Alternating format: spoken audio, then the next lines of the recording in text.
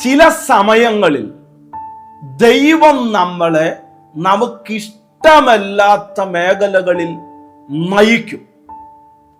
അവിടെ നമ്മൾ വിശ്വസ്തയായിരുന്നാൽ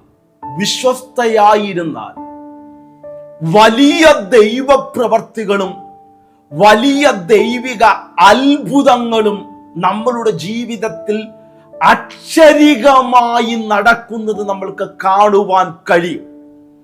ഞാൻ ക്രിസ്തുവിൽ നിങ്ങളുടെ സഹോദരൻ ബ്രദർ ലിജു കോടിയാട്ടിൽ ലോകത്തിന്റെ വിവിധയിടങ്ങളിൽ ഇന്നത്തെ പ്രവചന ശബ്ദത്തിന് വേണ്ടി കാത്തിരിക്കുന്ന നിങ്ങളെ എല്ലാവരെയും വേഗം വരാമെന്ന് അരുളി ചെയ്ത യേശു ക്രിസ്തുവിന്റെ നിസ്തുല്യമായ നാമത്തിൽ എന്റെ സ്നേഹവും വന്ദനവും അറിയിക്കുകയാണ്. എല്ലാ ദിവസവും രാത്രി 7 മണിക്ക് ഈ ചാനലിലൂടെ ശബ്ദമേറിയ നിങ്ങളുടെ ജീവിതത്തിൽ മാറ്റം കൊണ്ടുവരുവാൻ പറ്റുന്ന, രൂപാന്തരം വരുത്തുവാൻ കഴിയുന്ന ശബ്ദമേറിയ പ്രൊഫറ്റിക്കൽ മെസ്സേജ് നമ്മൾ കൈമാറുന്നുണ്ട്. ഇതുവരെ ഈ ചാനൽ നിങ്ങൾ സബ്സ്ക്രൈബ് ചെയ്തിട്ടില്ലെങ്കിൽ ദയവായി സബ്സ്ക്രൈബ് ചെയ്തു.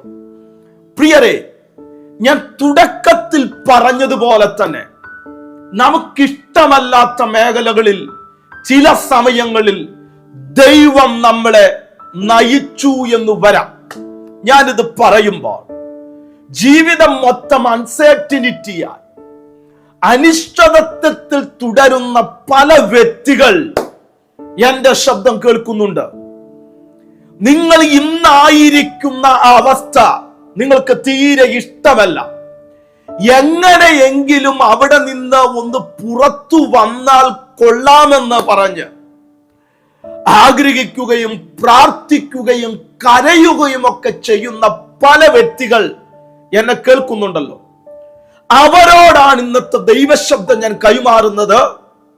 അവിടെ നീ വിശ്വസ്തനായി നിന്നാൽ ഈ സീസണിൽ നിന്റെ ജീവിതത്തിന്റെ മേൽ ദൈവ പ്രവർത്തികൾ നടന്നു കാണുമെന്ന് 100% ഉറപ്പോടുകൂടി എനിക്ക് പറയുവാൻ കഴിയും. ദൈവത്തിന്റെ വചനം പഠിച്ചു വരുമ്പോൾ പല വ്യക്തികളെയും പല ഭക്തന്മാരെയും അവർ ഇഷ്ടമല്ലാത്ത മേഖലകളിൽ കൂടി ദൈവം അവരെ നയിച്ചിട്ടുണ്ട്. പക്ഷെ അവിടെ അവർ വിശ്വസ്തരായിരുന്നത് കൊണ്ട് ദൈവം ആരാണെന്ന് അവരുടെ അനിശ്ചിതത്വത്തിന്മേൽ വെളിപ്പെട്ടു വന്നിട്ടുണ്ട്. യെഹെസ്കേലിന്റെ പുസ്തകം 37-ാം അധ്യായത്തിലേക്ക് കടന്നു വരുമ്പോൾ യെഹെസ്കേലിനെ ദൈവം കൊണ്ടുവന്ന് നിർത്തിയ സ്ഥലം എന്ന് പറയുന്നത് അസ്ഥിത്താഴ്വരയാണ്. ആർക്കും പോകുവാൻ ഇഷ്ടമല്ലാത്ത മേഖലയാണ് അസ്ഥിത്താഴ്വര എന്ന് പറയുന്നത്. ദൈവത്തിന്റെ വചനം പറയുന്നത് ഇപ്രകാരമാണ്. അത് അസ്ഥിത്താഴ്വര മാത്രമല്ല, അത് ഒന്നിനോട് വേർവിട്ട് കിടക്കുകയായിരുന്നു. ചേർന്നിരിക്കാതെ പല ഭാഗങ്ങളിൽ കിടക്കുന്ന ഒരു അനുഭവമായിരുന്നു. വീണ്ടും ദൈവത്തിന്റെ വചനം പറയുന്നത് ഏറ്റവും അടങ്ങിയിരുന്നു. ഒരു ദൈവപ്രവർത്തിക്ക് സാധ്യതയില്ല, ദൈവപ്രവൃത്തി ഒരിക്കലും നടക്കയില്ല എന്ന് പറയുന്ന സ്ഥലത്താണ് ദൈവം യെഹെസ്കേലിനെ കൊണ്ടുവന്ന് നിർത്തിയത്. ഇന്ന് നിങ്ങൾ പറയുന്നതും ഇത് തന്നെയാണോ? ബ്രദറെ, എന്റെ ജീവിതത്തിന്റെ ഇപ്പോഴത്തെ എന്റെ അവസ്ഥ നോക്കിയാൽ ഒരു ദൈവപ്രവൃത്തിക്ക് സാധ്യതയില്ല, അത് നടക്കുമെന്ന് എനിക്ക് തോന്നുന്നുമില്ല. അത്രയ്ക്ക് നിരാശയാണ്, അത്രയ്ക്ക് ഡ്രൈനസ് ആണ് ഞാൻ അനുഭവിക്കുന്നത്. അത്രയ്ക്കധികം മാനസികമാകുന്ന സംഘർഷങ്ങളിൽ കൂടെയാണ് ഞാൻ കടന്നു പോയിക്കൊണ്ടിരിക്കുന്നത്. കടക്കാരന്റെ ഭവനത്തിലാണ്, ജപ്തി ചെയ്യുവാനുള്ള സകല സാധ്യതകളുമുണ്ട്. ആമേൻ. അസ്ഥിത്താഴ്വര പോലെ ഭയാനകമാണ് എന്റെ ജീവിതം എന്ന് പറഞ്ഞുകൊണ്ട് എന്നെ കേൾക്കുന്ന ചിലരുണ്ട്. അവരോട് ദൈവാത്മ പ്രേരിതമായി ദൂതിനെ ഞാൻ കൈമാറുകയാണ്. ദൈവത്താൽ അയക്കപ്പെട്ട അസ്ഥിത്താഴ്വരകളിൽ ദൈവം നിന്നെ കൈവിടുകയില്ല. വിശ്വസിക്കുന്നുവെങ്കിൽ ഉറപ്പോടെ ഈ പദങ്ങളും ഏറ്റു പറഞ്ഞോ. എന്റെ ദൈവം എന്റെ നിരാശയുടെ അസ്ഥിത്താഴ്വരയിൽ എന്നെ കൈവിടുകയില്ല. എന്നിട്ട് ദൈവം ചോദിക്കുന്ന ചോദ്യം ഇതാണ്: പ്രവാചകനെ അസ്ഥിത്താഴ്വരയിൽ കൊണ്ടുവന്ന് നിർത്തിയിട്ട്, ഒരു സാധ്യതയുമില്ലാത്ത സ്ഥലത്ത് കൊണ്ടുവന്ന് നിർത്തിയിട്ട്, മരണനിഴലിന്റെ അനുഭവങ്ങളിലുള്ള താഴ്വരയിൽ കൊണ്ടുവന്ന് നിർത്തിയിട്ട് പ്രവാചകനോട് ദൈവം ചോദിക്കുകയാണ്, യെഹെസ്കേലേ, ഈ അസ്ഥികൾ ജീവിക്കുമോ? യെഹെസ്കേൽ പറഞ്ഞ മറുപടി: ദൈവം, നീ അറിയുന്നു, ഇന്ന് എന്റെ ശബ്ദം കേട്ടുകൊണ്ടിരിക്കുന്ന നിങ്ങളോട് ദൈവാത്മാവ് പറയുന്ന ശബ്ദമേറിയ ദൂതിതാണ്: നീ ആ താഴ്വരയിൽ കൂടി കടന്നു പോകുമ്പോഴും നിന്നെ അറിയുന്നൊരു ദൈവമുണ്ട്, നിന്നെ അറിയുന്ന ദൈവമുണ്ട്, നിന്നെ കാണുന്ന ഒരു ദൈവമുണ്ട്. അത് ക്രൂരനായൊരു ദൈവമല്ല, അത് പ്രവർത്തിക്കാൻ കഴിയാത്തൊരു ദൈവമല്ല. നിന്റെ ആവശ്യങ്ങളിൽ നിന്റെ ഭവനത്തിൽ ഇറങ്ങി വന്നിട്ട് ചിലരോട് ഞാൻ ശക്തമേറിയ ദൈവിക നിയോഗത്തിൽ നിന്നുകൊണ്ട് ഈ ദൂതിനെ കൈമാറുകയാണ്. ചിലരുടെ ഭവനങ്ങളിൽ ദൈവം ഇറങ്ങുകയാണ് മഹത്വമായി. ഇത് നിന്റെ സീസണാണ്. ഈ സീസൺ നീ മിസ് ഔട്ട് ചെയ്യരുത്. ഈ സീസണെ നീ മിസ് ചെയ്യരുത്. ഈ സീസണിൽ ദൈവം പറഞ്ഞ വാഗ്ദത്തത്തെ നീ മുറുകെ പിടിച്ചോളണം. ദൈവം പറഞ്ഞു പ്രവാചകനോട്, അസ്ഥികളെ നോക്കി പ്രവചിക്കുക. ആമേൻ. ആ പ്രവചിക്കുക എന്ന പദം ഞാൻ ഒരിക്കൽ പറഞ്ഞിട്ടുണ്ട്. അതിന്റെ ഹീബ്രു വേർഡ് എന്നറിയപ്പെടുന്ന നാബ് എന്നറിയപ്പെടുന്ന ഒരു വേർഡാണ് അവിടെ കൊടുത്തിരിക്കുന്നത്. അതിന്റെ അർത്ഥം എന്ന് പറയുന്നത് come under the influence of divine spirit. സ്വാധീനം ചുലത്തുവാൻ കഴിയുന്ന ദൈവിക പരിശുദ്ധയാത്മാവിന്റെ കീഴിലേക്ക് നീ വരിക. ഹല്ലേലൂയ. എത്ര വലിയ ബുദ്ധിമുട്ടിൽ കൂടി നീ കടന്നുപോയാലും, എത്ര വലിയ വിഷയത്തിൽ കൂടി നീ കടന്നുപോയാലും, സ്വാധീനം ചുലത്തുവാൻ കഴിയുന്ന ദൈവാത്മാവിന്റെ കീഴിലാണ് നീ ആയിരിക്കുന്നതെങ്കിൽ നിന്റെ സാഹചര്യം നീ അറിയാതെ ദൈവം നിനക്ക് വേണ്ടി മാറ്റും. ആമേൻ. ദൈവിക കാറ്റ് അതിന്മേൽ കാഞ്ഞടിക്കുവാനിടയായി തീർന്നു. മരണമെന്നും ഇനി ജീവിക്കുകയില്ലെന്നും ഇനി ഒന്നും നടക്കയില്ലെന്ന് പറഞ്ഞ ആ ദേശത്തു തന്നെ കമാൻ ദൈവ പ്രവൃത്തിയുടെ കരം വെളിപ്പെട്ടു വരുവാനിടയായി തീർന്നു. ഇത് ഞാൻ നിങ്ങളോട് പറഞ്ഞുകൊണ്ടിരിക്കുമ്പോൾ നിങ്ങൾ വിശ്വസിക്കുന്നുവെങ്കിൽ ഒരു പ്രൊഫറ്റിക്കൽ ആക്ഷൻ എന്ന രീതിയിൽ ആ കമന്റ് സെക്ഷനിൽ ചെന്നുകൊണ്ട് ഇപ്രകാരം ഒരു കമന്റ് ഇട്ടാട്ടെ: എന്റെ ആർക്കും പ്രവർത്തിക്കുവാൻ കഴിയാത്ത അസ്ഥി താഴ്വരകളിൽ ഞാൻ ദൈവിക കാറ്റിനെ പ്രതീക്ഷിക്കുന്നു. ദൈവത്തിന്റെ കാറ്റ് എനിക്ക് വേണ്ടി അടിക്കുക തന്നെ ചെയ്യും. ചിലരുടെ സാമ്പത്തികത്തിന്റെ മേൽ ആ ദൈവത്തിന്റെ കാറ്റടിക്കട്ടെ. ചിലരുടെ രോഗത്തിന്റെ മേൽ സൗഖ്യമായി ദൈവത്തിന്റെ കാറ്റടിക്കട്ടെ എന്ന്. പല ഇന്റർവ്യൂകളിൽ പോയി പരാജയം മാത്രം കണ്ടുകൊണ്ട് എന്റെ ശബ്ദം കേട്ടുകൊണ്ടിരിക്കുന്ന ചിലരുണ്ട്. അവരുടെ മേൽ ആ ദൈവത്തിന്റെ കാറ്റ് വീശുകയാണ്. അതൊരു അത്ഭുതമായിരിക്കും.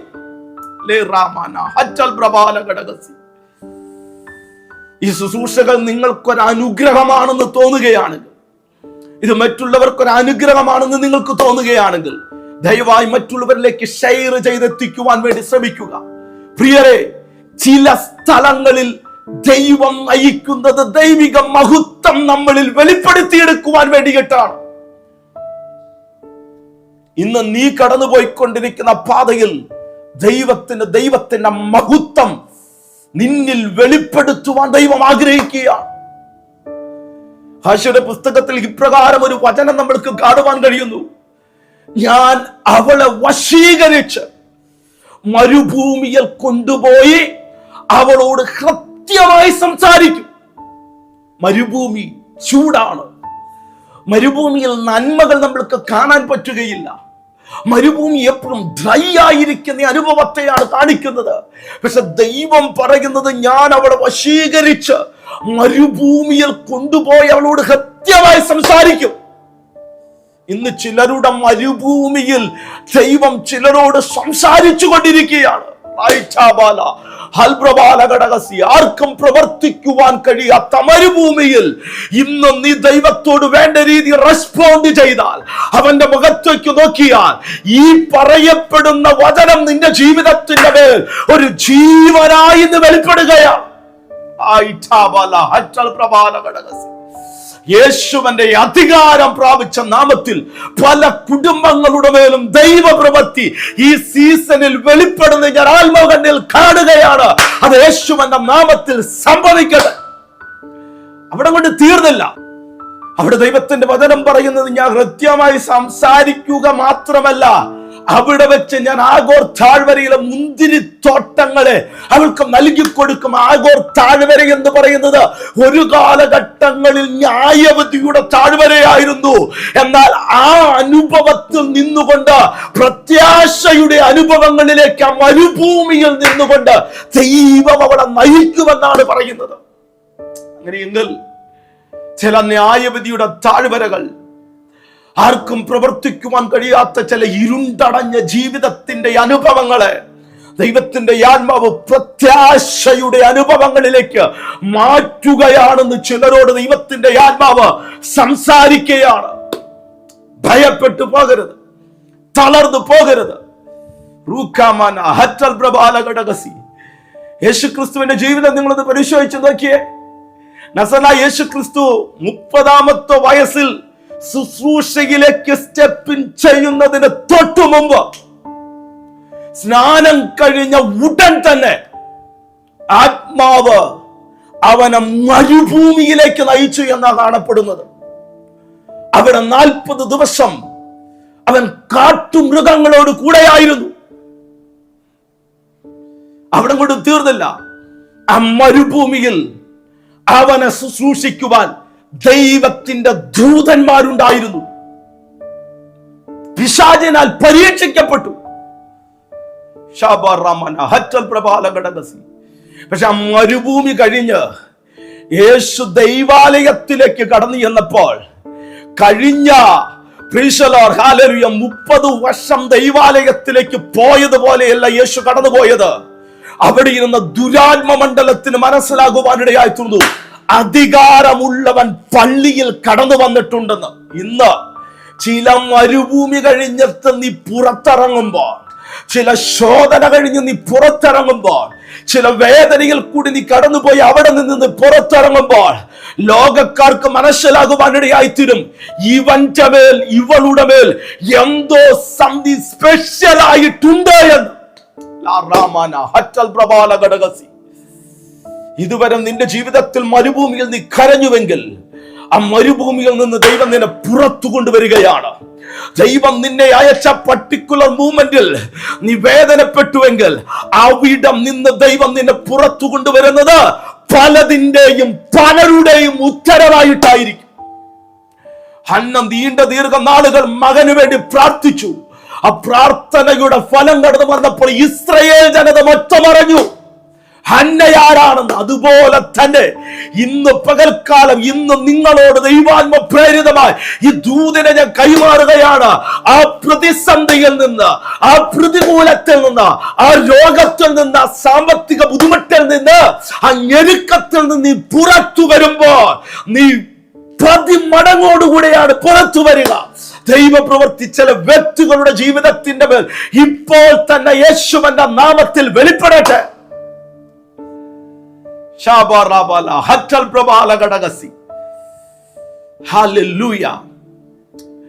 ഞാനിത് പറയുമ്പോൾ എല്ലാ ശനിയാഴ്ചകളും ഞാൻ സൂം മീറ്റിംഗിൽ നിങ്ങളെ ലൈവായി ശുശ്രൂഷിക്കുന്നുണ്ട്. ആ സൂം മീറ്റിംഗിൽ നിങ്ങൾക്ക് പങ്കുചേരുവാൻ താല്പര്യമുണ്ടെങ്കിൽ യൂട്യൂബിന്റെ ഡിസ്ക്രിപ്ഷൻ ബോക്സിൽ കടന്നു പോയി കഴിഞ്ഞാൽ അവിടെ ഒരു വാട്സപ്പ് ലിങ്ക് ഞാൻ കൊടുത്തിട്ടുണ്ട്. ആ വാട്സപ്പ് ഗ്രൂപ്പിൽ നിങ്ങൾ ജോയിൻ ചെയ്ത് കഴിഞ്ഞാൽ എല്ലാ ദിവസവും 2 മിനിറ്റിൽ താഴെയുള്ള ശബ്ദമേറിയ പ്രൊഫറ്റിക്കൽ മെസ്സേജ് ഒരു വോയിസ് നോട്ടായിട്ട് ഞാൻ അയക്കുന്നുണ്ട്. അതോടൊപ്പം തന്നെ സൂം മീറ്റിംഗിന്റെ ലിങ്ക് ഞാൻ അവിടെ അയച്ചു തരുന്നതായിരിക്കും. പ്രിയരെ, ദൈവമാണ് നിന്നെ ആ വിഷയങ്ങളിൽ കൂടി കടത്തിവിട്ടതെങ്കിൽ, ദൈവത്തിന്റെ വചനം പറയുന്നത് മരണ നീഴലിൻ താഴ്വരയിൽ കൂടി ഞാൻ കടന്നുപോയാലും ഒരനർത്ഥവും ഞാൻ ഭയപ്പെടുകയില്ല. കാരണം നീ എന്നോട് കൂടെ ഉണ്ട് എന്നുള്ള ഉറപ്പെനിക്കുണ്ട്. ഇതാണ് ക്രിസ്തീയ ജീവിതത്തിന്റെ ഏറ്റവും വലിയ മനോഹരമാകുന്ന അനുഭവം എന്ന് പറയുന്നത്. എത്ര വിഷയങ്ങളിൽ കൂടി കടന്നുപോയാലും, എത്ര പ്രതിസന്ധികൾ കൂടി കടന്നുപോയാലും അവിടെ നീ കിടക്കുകയില്ല. അവിടെ നിന്ന് ദൈവം നിന്നെ പുറത്തിറക്കും. ചിലരെ ദൈവം കൈ പിടിച്ച് ഈ സീസണിൽ പുറത്തു കൊണ്ടുവരികയാണ്. ഞാൻ നിങ്ങൾക്ക് വേണ്ടി പ്രാർത്ഥിക്കുകയാണ്. കർത്താവേ, ഇന്ന് രാത്രി പല സമയങ്ങളായി എൻ്റെ ശബ്ദം കേൾക്കുന്നവരുണ്ട്. അവരുടെ ജീവിതത്തിന്റെ മേൽ വലിയ ദൈവപ്രവൃത്തികൾ വെളിപ്പെടട്ടെ. അവരുടെ മരുഭൂമിയിന്മേൽ ദൈവകരമായിട്ട് കാണട്ടെ. അവരുടെ ഈ സീസന്റെ മേൽ ആരും കാണാതെ കരഞ്ഞുകൊണ്ടിരിക്കുന്ന ചില സഹോദരി സഹോദരന്മാരുണ്ട്. റൂമിൽ ഒറ്റപ്പെട്ടു, മരുഭൂമിയാണ്, എന്തിനാണ് ജീവിക്കുന്നതെന്ന് ചോദ്യമുണ്ട്. ഇതിന്റെ നടുവിലൊക്കെ എന്നെ കാണുന്നവരുടെ മേൽ അങ്ങയുടെ കരം ഇന്ന് വെളിപ്പെടട്ടെ. യേശുവിന്റെ നാമത്തിൽ ഇവരുടെ ജീവിതത്തിന്റെ മേൽ റൈഷബാലഘടക ഒരു പുതിയ തുടക്കത്തിനു വേണ്ടി ഞാൻ പ്രാർത്ഥിക്കുകയാണ്. സംഭവിക്കട്ടെ. ഞാൻ അനുഗ്രഹിച്ച് പ്രാർത്ഥിക്കുക. ഈ സീസൺ ഇവരുടേതാക്കി ദൈവം തീർക്കും. ആ മരുഭൂമിയിൽ നിന്ന് അവർ പുറത്തു വരും. യേശുവിന്റെ നാമത്തിൽ ഞങ്ങളുടെ പ്രാർത്ഥന കേൾക്കണമേ പിതാവേ. ആമേൻ, ആമേൻ. എല്ലാ ഞായറാഴ്ചകളിലും ഞാൻ പാലക്കാട് നിങ്ങളെ ശുശ്രൂഷിക്കുന്നുണ്ട്. ഞങ്ങൾ ദൈവദാസന്മാർ ഒരുമിച്ചാണ് ശുശ്രൂഷിക്കുന്നത്. ആ മീറ്റിംഗിലേക്ക് ഞാൻ നിങ്ങളെ സ്വാഗതം ചെയ്യുകയാണ്. ദൈവത്തിന് നിങ്ങളുടെ ജീവിതത്തിന്റെ മേൽ വലിയ മാറ്റങ്ങൾ ഈ സീസണിൽ ചെയ്യുവാൻ പറ്റും. പാലക്കാട് KSRTC ബസ് സ്റ്റാൻഡിന്റെ നേരെ എതിർവശമുള്ള സിറ്റി മിനാർ എന്നറിയപ്പെടുന്ന ഹോട്ടലിന്റെ കോൺഫറൻസ് ഹാളിൽ വെച്ചാണ് നമ്മുടെ മീറ്റിംഗ് നടത്തപ്പെടുന്നത്. രാവിലെ 10:30 തൊട്ട് 12:30 വരെയാണ് സമയം. അതോടൊപ്പം തന്നെ നിങ്ങൾക്ക് നിങ്ങളുടെ വിലപ്പെട്ട പ്രാർത്ഥന വിഷയങ്ങളുണ്ടെങ്കിൽ സ്ക്രീനിൽ കാണുന്ന പ്രയർ ലൈൻ എന്നറിയപ്പെടുന്ന നമ്പറിൽ വിളിച്ചു കഴിഞ്ഞാൽ എനിക്ക് കിട്ടുന്നതായിരിക്കും. നമുക്ക് ഒരുമിച്ച് ദൈവത്തിൽ ആശ്രയിക്കാം. God bless you all. നാളെ വേറൊരു മെസ്സേജുമായി കാണാം.